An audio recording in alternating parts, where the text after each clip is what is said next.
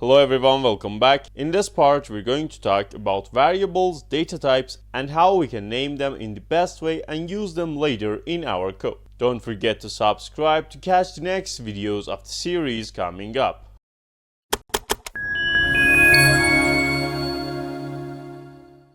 As you know from the last part, we got our Python folder attached to our VS Code directory right here.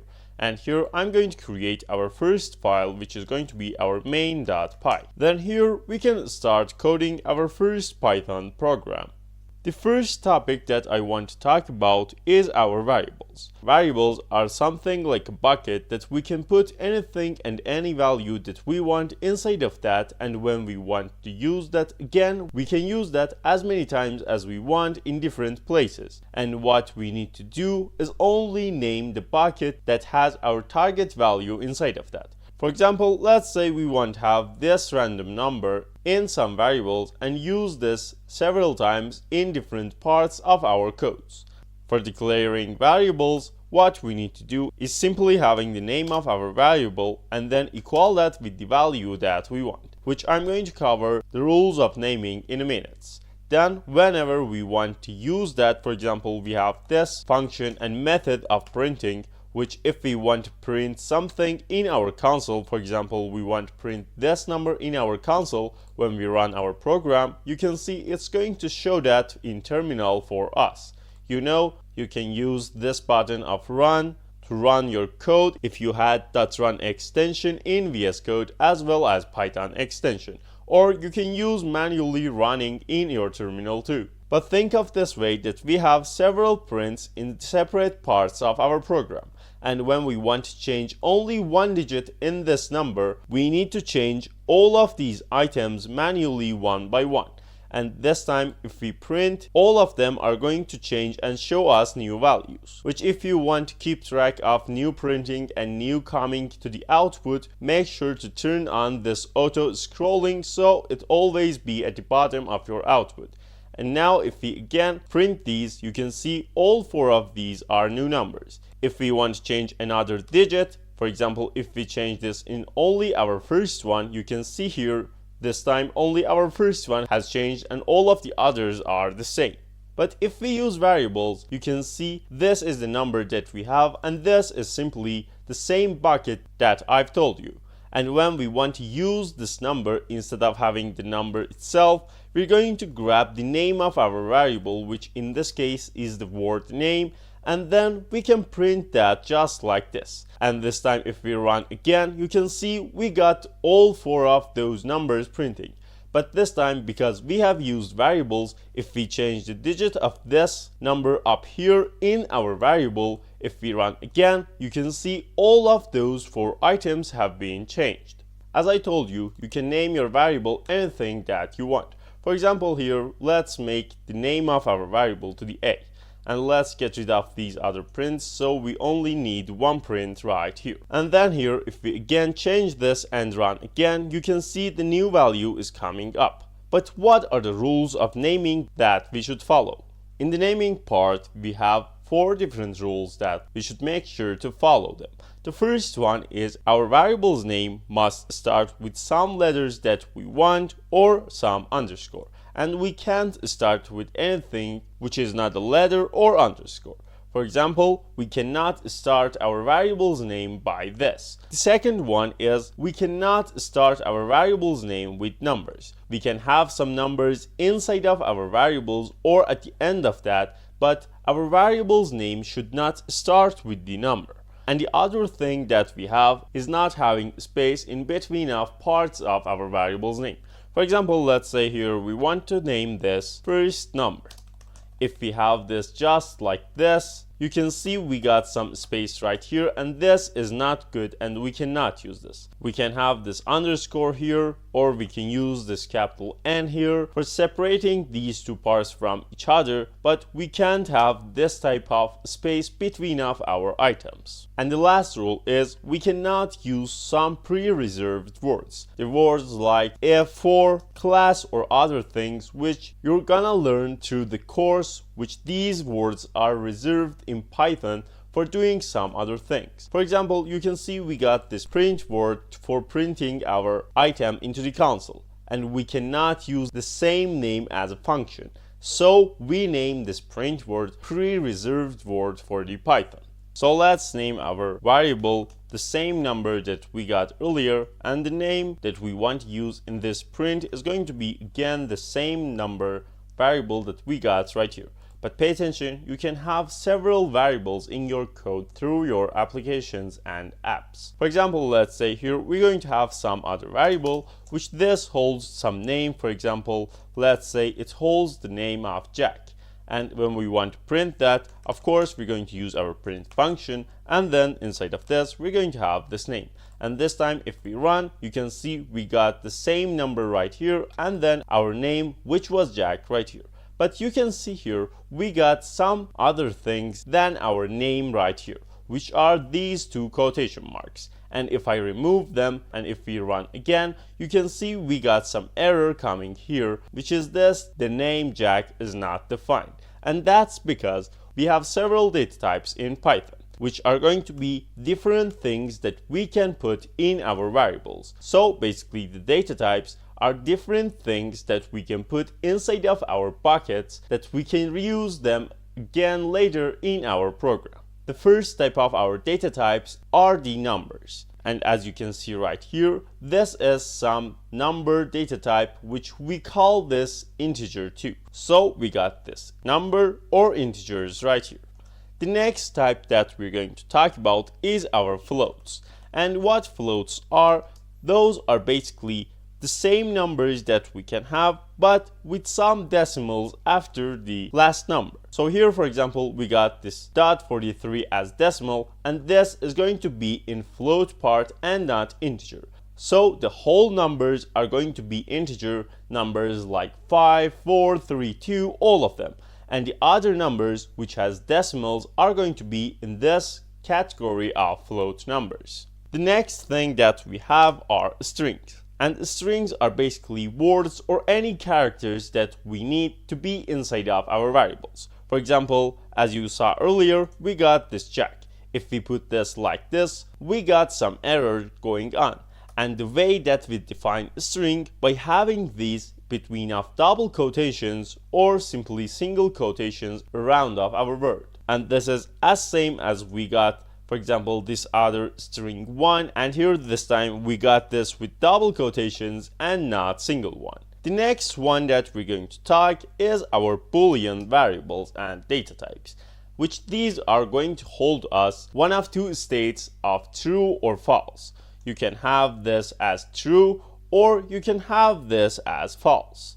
But pay attention, in programming, 0 means false and 1 means true. So you can have this both way of this false and true words, or you can have this simply 0 for false and 1 for true. And the other thing that I want you to know is our comments in programming, which when we got some line of codes that we want them to be note for ourselves and we don't want those items to be run in our program, we're going to use comments. And comments are basically some part of the codes that our compiler don't want to run that. And the way that we're going to do that is having this sharp at the beginning of our comment. And then we can write anything that we want. And this line that we got commented, you can see it has highlighted in different way and is not going to run through our program. But pay attention, you can have your codes to be in comments too. For example, let's say here we got print the str instead of that number, and let's make these two items. If we run once and clear our console and stick to the bottom of our output, you can see we got our Jack word printing twice. But if we comment one of these just like this, which in VS Code it has the shortcut of Control/, it makes the code and the line that you're inside of that comment so the compiler can't run that. And now because we got one of them in the comment and other one as regular code right here, if we run again, you can see this time we only got one Jack and one printing in our output. But you can have comments in the same line that you have your other code. For example, here, if I put this sharp right here anything I put after of this is going to be common, but the things and codes before of this character and this sharp is going to be run normally. So if you want to have some explanation or some description about the line that you're writing, this is the way and this is where you're going to type that. For example, let's say we want to name this the integer, and then we want this item to be this float. We can have this one to be string. You can have some with no comments, and at the last you can have the other one which says this is boolean, and you can have some extra explanation or note for yourself. For example, let's say we want to have 0 is false and 1 is true. After these items, we got some other data types which we're going to cover in the next parts, which are a little bit complex data types. But for now, this is what we got. And make sure your variables name are different than each other. For example, let's say here we only have this a, which has this value of 2 inside of it. If we want to print that a here in our print function and method, you can see right here, if we run, you can see we got our value after printing. But if we have another a right here, and this time we put number 5 inside of our variable, if we run again, you can see this time we got this 5, and we don't have any access to this 2 data that we put right here. And when we use this a again and assign this 5 to this name and this variable, this 5 is going to be inside of a instead of this 2. But another thing that you can have is, let's say we got this 3 variables of a is 1, b is 2, and then we got this c, which is this 3. We can declare our variables like this, and then we can print them separately just like this as we did earlier with our other variables. But the other thing that we can do is, instead of having those type, we got this a and separate that with this comma, then we're going to have this b, and then we separate that with c, and then we equal that, and here we need to pass some numbers. If we have this 1, for example, if we run this, you can see we got some error, which we got less numbers for our variables. But if we want to have 3 variables right here, we should have 3 datas right here too. For example, here let's say we got this 2 for b and then this 3 for c. Pay attention, this is sensitive to the order, so this a has value of 1, b has value of 2, and this c has value of 3. And now this time if we run this, you can see again we got our desired result right here. And if you want to know what type of variable that you're dealing with, you can use the simply type method that we have in our Python. And for that, what you need to do is simply print, and inside of these parentheses of print, which you put anything that you want to print right here, you put this function of type again, and inside of this type, which has its own parentheses right here, you pass the name of the variable that you want to check. For example, here, if I put this a right here and run my code, you can see we got this class int. And I'm going to cover and we're going to see what this class means, but for now this is the part that you need, which this is integer. And if we have this some string, for example, let's say we got this test word, if we run again, you can see this time we got this str, which stands for string. Of course, we can have our booleans. Let's say this is our true value. If we run again, you can see we got this bool, which as I told you means boolean. And of course, you can have some other types of boolean with 0 and 1. But if we put this 0, you can see we got this int right here. Or the other example of this, let's say we got this 25 number, but we passed that in this quotation marks. If we run this, you can see we got this string coming up, but this is not a string and this is number. But our code doesn't understand that, because we passed that inside of these quotation marks. It's going to make the type of this variable to string. Think of this, that bucket has some card with that, which holds some data about that bucket and variable that we got. When we do simply 25 just like this, it's going to name the type of the variable integer. But if we have this as string and have these two quotation marks around it, it's going to define this as string. And the way that we're going to change this is having the data type that we want to change. For example, we want to change a to the integer. So we got this int, and inside of this, we pass the name of our variable. And this time, if we run again, you can see again we got this str, because this is going to turn the 25, but this is not going to save anywhere.